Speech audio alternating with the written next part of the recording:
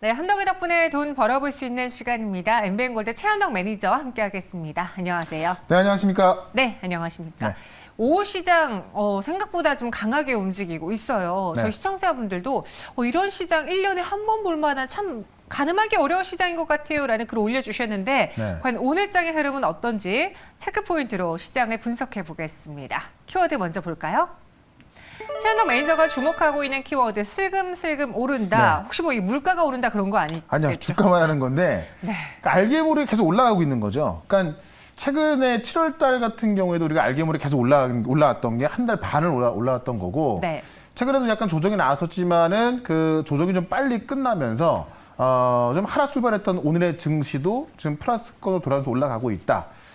그 이유가 중요하겠죠. 그 내용을 이 슬금슬금 올라가는 그 내용을 좀 보도록 하겠습니다. 이 매파적인 연준 신호가 지속적으로 나오고 있음에도 불구하고 시장은 올라가고 있다는 겁니다. 그게 왜 그러냐면은 어쨌든 매파적인 연준의 신호를 이미 시장은 반영을 하고 있거든요. 그래서 사실 이것 때문에 시장이 또 빠질 이유는 없다라는 겁니다. 어젯밤에 이걸 좀 들어보게 되면은 페드 뉴욕 의장이 실질 금리가 플러스 전환점이 필요하다라고 하면서 수요를 완화할 필요가 있고 그때까지는 아직 갈 길이 멀다. 계속해서 금리를 올려야 한다라는 또 주장을 했고요. 토머스 연은 총재 같은 경우는 인플레이션 2% 목표치를 위해선 최선을 다할 것이고 그 과정에서 경기 침체는 분명한 위험이다. 그러니까 지금 CPI가 8%에 있으니까요. 2%까지 아직 멀었습니다. 그렇기 때문에 역시 매파적인 말을 계속 발언했음에도 불구하고 오늘 우리 시장에서 보시면 환율이 안정되고 있습니다. 자, 어제 말씀드렸던 부분이 뭐냐면 오늘까지 8월 데이터가 이제 CPI 통해 나올 것이고요. 그게 9월 13일 공개될 텐데 이 CPI가 두 번째 급락이 나온다면 9월 달에 과연 연준이 75bp 인상을 쉽게 할 수 있을까? 이 75bp 인상한다는 것이 상당히 큰 얘기인데요. 3번 연속한다는 것 자체가 부담이거든요. 그래서 그런 부분이 좀 제가 볼 때 작용하지 않는가 싶은데, 근데 이미 시장에서는 이 9월 달에 75bp 인상 가능성이 70% 반영되고 있거든요. 그러니까 한다 하더라도 만약에 좀 변동적일 수는 있겠습니다만은 6월 달처럼 급락으로 이어지지 않는다는 겁니다. 지금 반영이 되고 있기 때문에 그런 관점에서 시장은 강하다라고 좀 보시면 될 것 같고요. 오히려 어제 미국 시장 같은 경우는 경기 침체 우려감 때문에 좀 그 하락이 나왔던 건데 내일 모레입니다. 바로 금요일 날 8월에 고용 보고서 나오는데 이 고용 보고서를 시장에서 어떻게 해석할지 모르겠습니다만은 지금 예상하고 있는 게 지금 비농업 부문 고용이 32만 명 증가할 거로 보고 있고요. 실업률은 전달과 같은 3.5% 수준, 상당히 좋은 상황인데 지난달에는 고용 보고서 좋다 보니까는 경기가 좋으니 금리 인상하는데 문제 없을 것이다라고 봤던 건데요.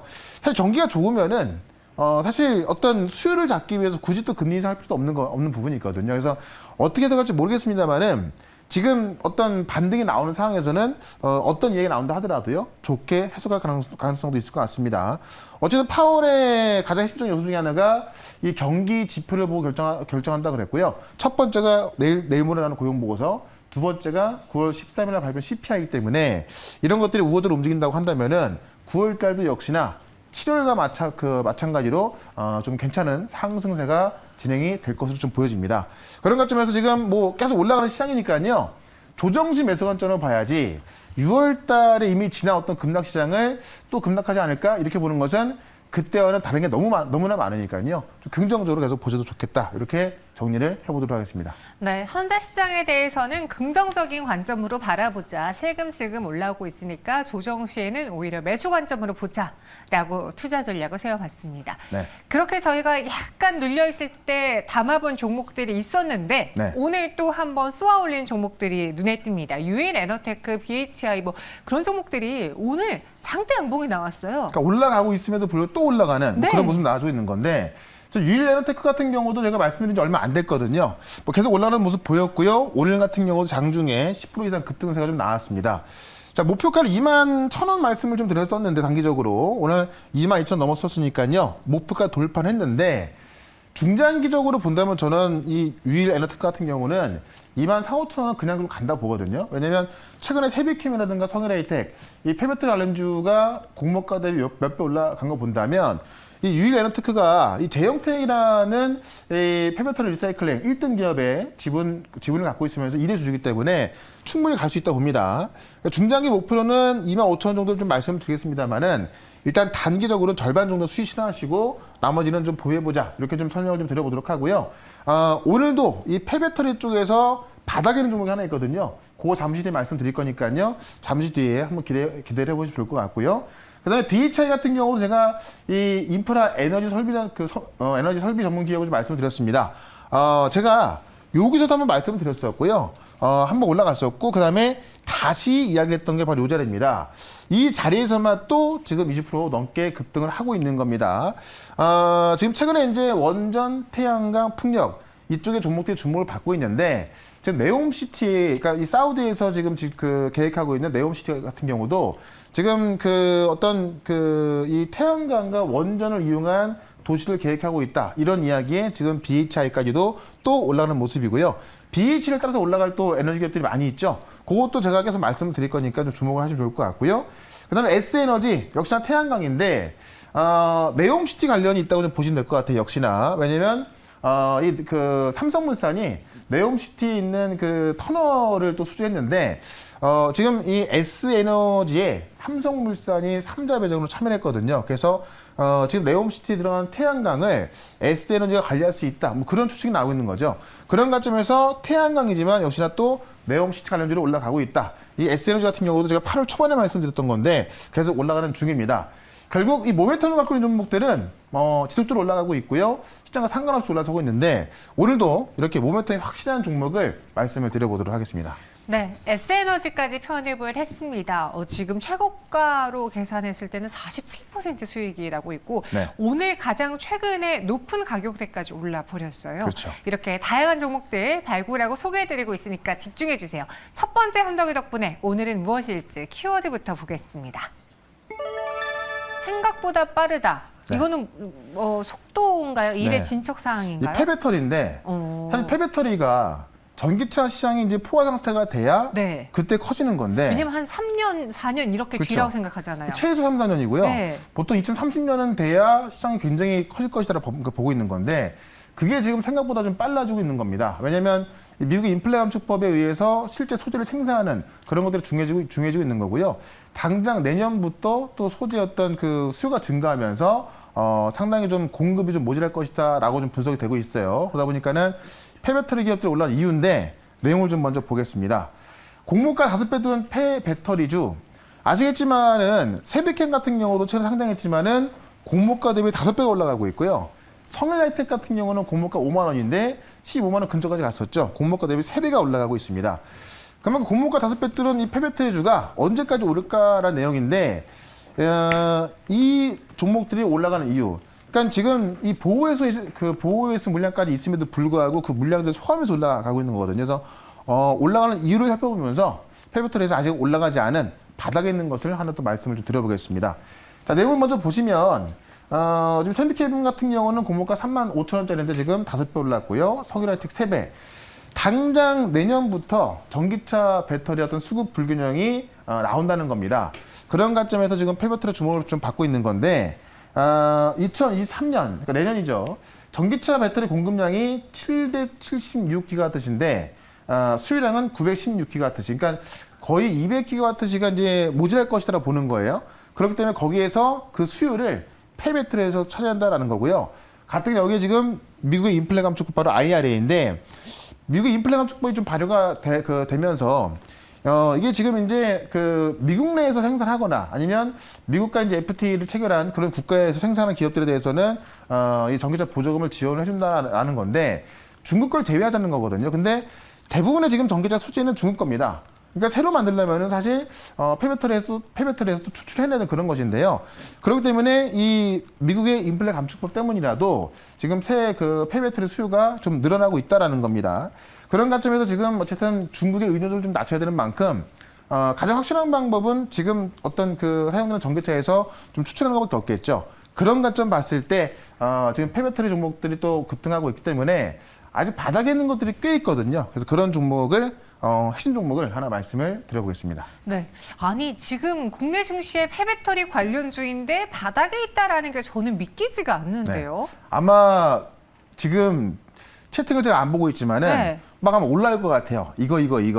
왜냐면 폐배터리 종목으로 원래 있던 종목들이 최근에 안 갔는데 영화테크, 파워로직스. 근데 오늘 파워로직스가 급등했잖아요. 파워로직스 하나 올라갔고 두 개가 안 올라갔거든요. 그러니까 영화테크도 안 올랐지만은 지금 다른 종목인데 네. 원래 그런 종목들이 실질적으로 어떤 기대감이 있었는데 지금 세비캠이나 성일에텍 같은 경우는 실제 시장을 장악하고 있는 그러니까 유일에너텍 같은 경우도 제형택이라는 종목이 지금 그 폐배터리 리사이클 1등이에요. 맞아요. 실제 사업을 하고 있는 기업이 올라간 건데 그렇기 때문에 좀 테마보다는 실제 이 사업에서 이제 어떤 매출을 올릴 수 있는 그런 기업이 올라가는 거거든요.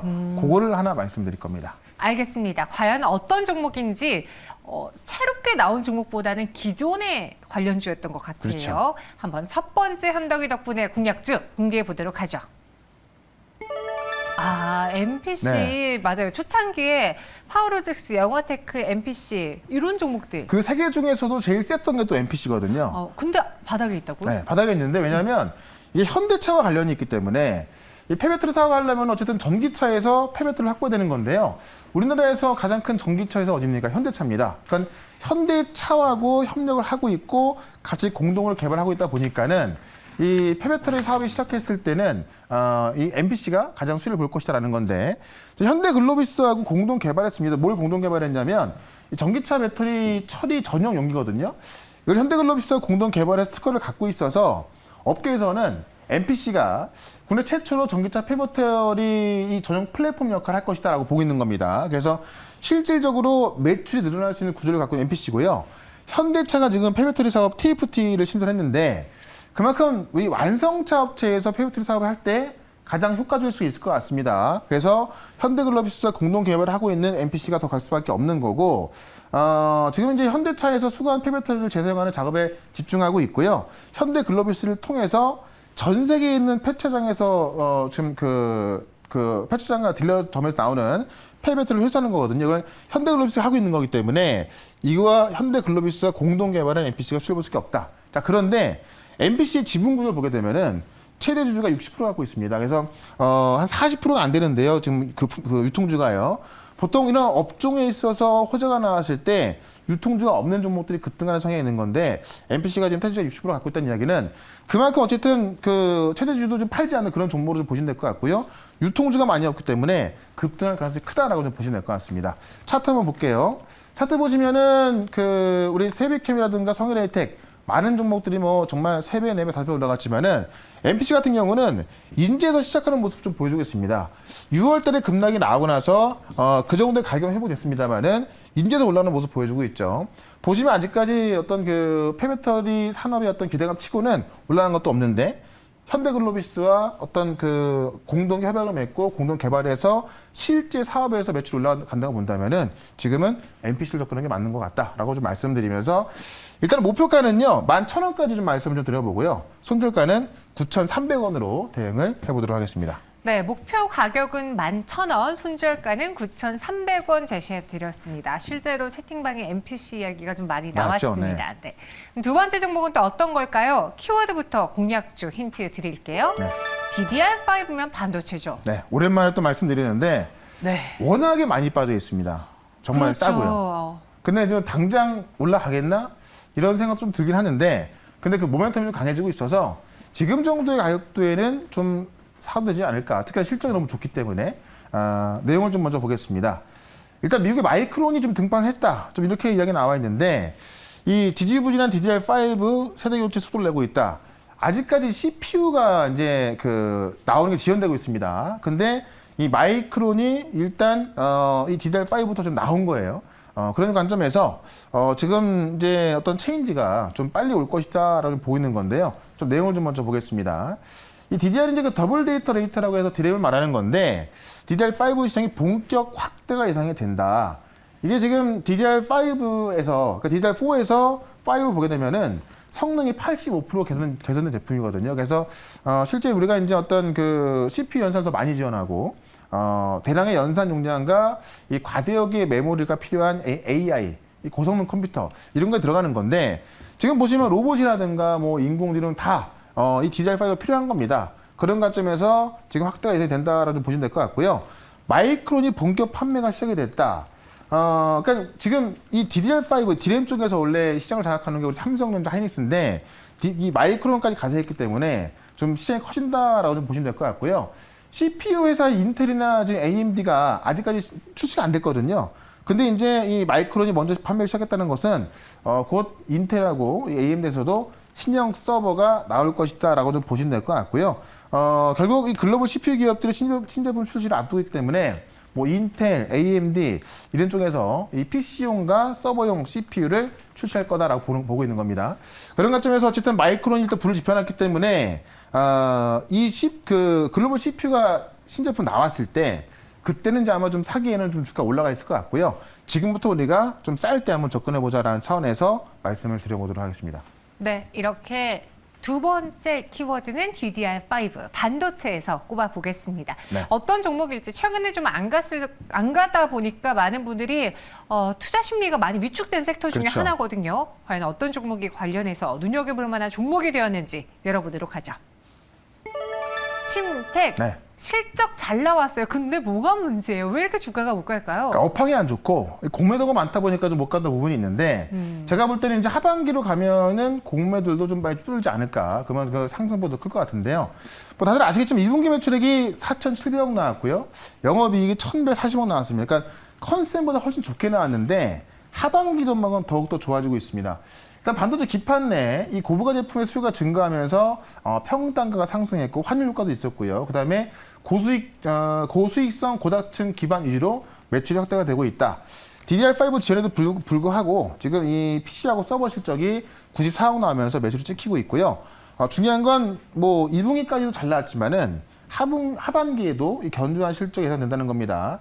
일단은 메모리향 이 모듈 PC 부분이 지금 이 공급이 타이트하기 때문에 상당히 그쪽에서 평단가가 올라가고 있고요. 어쨌든 DDR5 향이 좀 본격화되고 있고 이게 이제 그 4에서 5로 전환됐을 때 평단가가 보통 20% 이상 올라간다고 해요. 그런 관점에서 매출과 이익이 더 좋아진다라는 거고 디램 관련 매출이 지금 최대가 되고 있다. 신택은 이제 그 디램 관련 매출 한 4천억 나오는데요.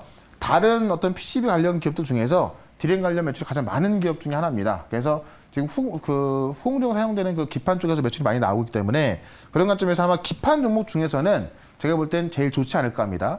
그런 관점에서 말씀 좀 드려보고요. 차트를 좀 보도록 하겠습니다.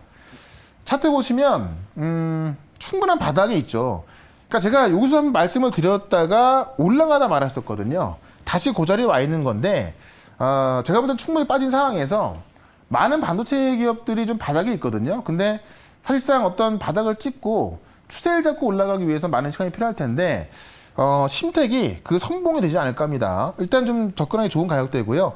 아마 9월 달쯤에는 충분한 상승이 나와 있을 것이다. 좀 라고 보고 목표가는 일단 단기적으로 46,000원까지 좀 보도록 하고요. 손절가는 36,000원으로 대응을 해보도록 하겠습니다. 네, 지난해 4분기, 올해 1분기의 실적 시즌과는 너무 다른 분위기의 주가 흐름이어서 그렇죠. 좀 보유자분도 힘드셨을 텐데요.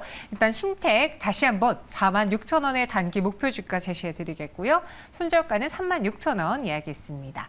그 외 시장에 대한 이야기는 또 어디서 나눠볼까요? 예, 제가 엊그저께 무료 방송에서도 시장에 대해서 정확히 말씀드렸고 올라서고 있는데 어쨌든 시장에 대한 어떤 그 뷰가 중요할 것 같고요.